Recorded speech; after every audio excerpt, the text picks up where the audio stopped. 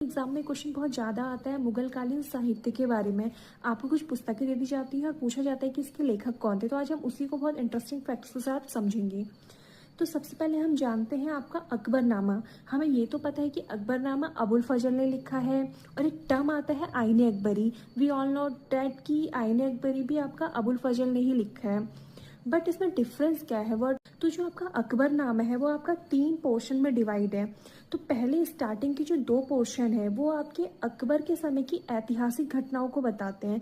और जो तीसरा पोर्शन है उसे हमने बोला है आईने अकबरी, जिसमें अकबर के प्रशासन का सांख्यिकी विवरण किया गया। लाइक अकबर का प्रशासन से मतलब है कि उसके राजस्व के बारे में, उसने कैसा प्रशासन चलाया उसके बारे में, वहाँ की सेना के बारे में, उसकी गृहस्थी के बारे में। Next one is Padshahnama. हमने 2 टर्म यहाँ पे सुने होंगे, पातशाहनामा एंड शाहजहांनामा। तो इसमें अंतर क्या है? दोनों ही आपके शासक शाहजहां के जीवन से रिलेटेड है।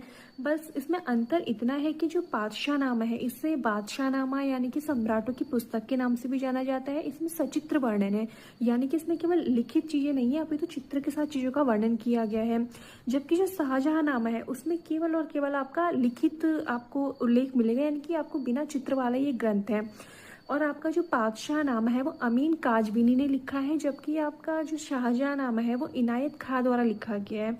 और बहुत ही आपके एक इम्पॉर्टेंट सा आपने दारा शिकोह का नाम सुना होगा, मज्म उल बहरीन। ये दारा शिकोह द्वारा लिखी गई है। हम जानते हैं दारा शिकोह शाहजहां के पुत्र थे और ये बहुत ज़्यादा एक बोल सकते हैं जिस प्रकार से इनको सर्रे अकबर के नाम से भी जाना जाता है। जिस प्रकार से अकबर धर्मनिरपेक्ष थे उसी प्रकार से दारा शिकोह का व्यक्तित्व भी ऐसा ही कुछ था।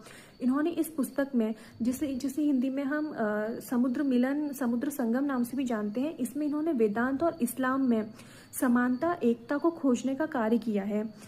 इस पुस्तक में इन्होंने इनकी समानताओं के बीच में बताया है। ये संस्कृत के बहुत ज़्यादा विद्वान थे, इन्होंने संस्कृत उपनिषदों का भी अनुवाद किया हुआ है। अगला है हमारा तोहफा-ए-अकबर शाही। तोहफा-ए-अकबर शाही इसलिए बोला गया है, ये तारीख शेर शाही के नाम से भी इसे जाना जाता है। तारीख शेर शाही यानी कि ये शेरशाह सूरी पर उनको समर्पित है। बहलोल लोदी से लेकर शेरशाह सूरी तक के शासनकाल का इसमें वर्णन है। ऐसा माना जाता है कि अकबर ने अब्बास खां शेरवानी से इसे लिखवाया था। अकबर के कहने पे इसे फॉर्म किया गया है। अगला है तबकात-ए-अकबरी। तबकात-ए-अकबरी में आपका मुगल शासनकाल की घटनाओं का जिक्र है। इसे निजामुद्दीन अहमद द्वारा लिखा गया है। तो बस यही आज के कुछ इंटरेस्टिंग फैक्ट्स थे। आई होप आप इसे अच्छे से समझ पाएँ और एग्जाम पॉइंट ऑफ व्यू से इसको अच्छे से अपने माइंड में कैलकुलेट कर पाएँ।